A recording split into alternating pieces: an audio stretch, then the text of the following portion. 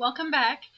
Today is part one of a series of videos that I'm going to be doing on a 5x10 chipboard mini album with a princess theme, and I'm also going to add an acrylic cover to the mini album.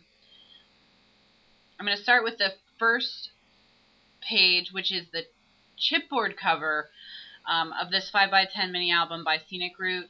And it has a window cut out, and I'm going to be using that window for some fun things. One of the last videos will have the directions on the acrylic cover. I'm going to do that last. And now I'm just using a box cutter to trim this because all my craft knives were dull. But I'm having a hard time because this box cutter is also dull, and I need to break the blade off to get to another sharper part. Now I'm using a basic gray precision file to smooth out the edges. Again, just the cutter wasn't very sharp, so I have some rough edges I need to file down, and my regular file is too big to get in these small spaces. Now inking with Color Box Fluid Chalk ink in Chestnut Roan. And again, I'm using a spouncer. I have used it in some of my other videos. It's basically just a sponge on the end of a stick. It's in the stenciling section of any craft store, and I use them to keep my ink pads from getting chewed up by the chipboard. Okay, so that's what the front cover looks like. See, it has that window. So now I'm going to do the first page, which is the back of the front cover. I'm going to use this paper from Scenic Route Sonoma collection, and this is a scrap strip also from the Sonoma collection, and I'm getting out my glass mat to help me with my cutting.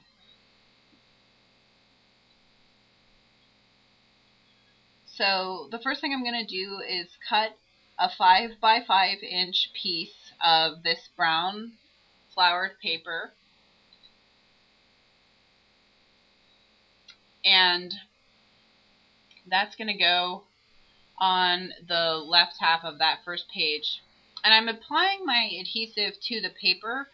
I think it's easier when sticking paper to chipboard to apply the adhesive to the paper than it is to apply it to the chipboard.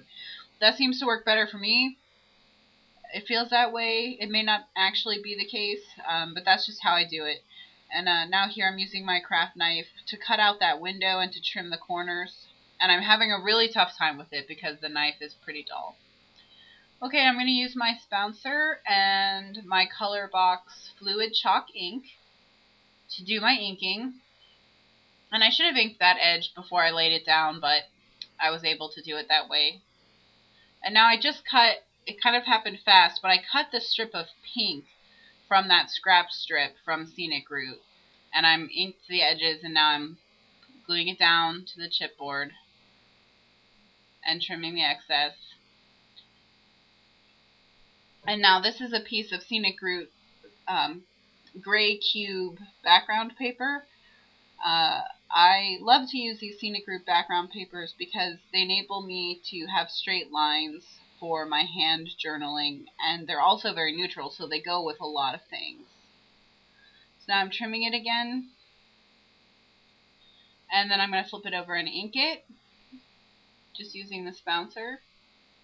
And now I'm punching the holes, and I'm going to add a little chipboard embellishment. I'm filing the edges because it has some of those little chipboard tags, and I wanted it to be smooth. Then I'm going to ink it, and I'm going to adhere it with 2 of the memory book glue dots, and that's it for the first page.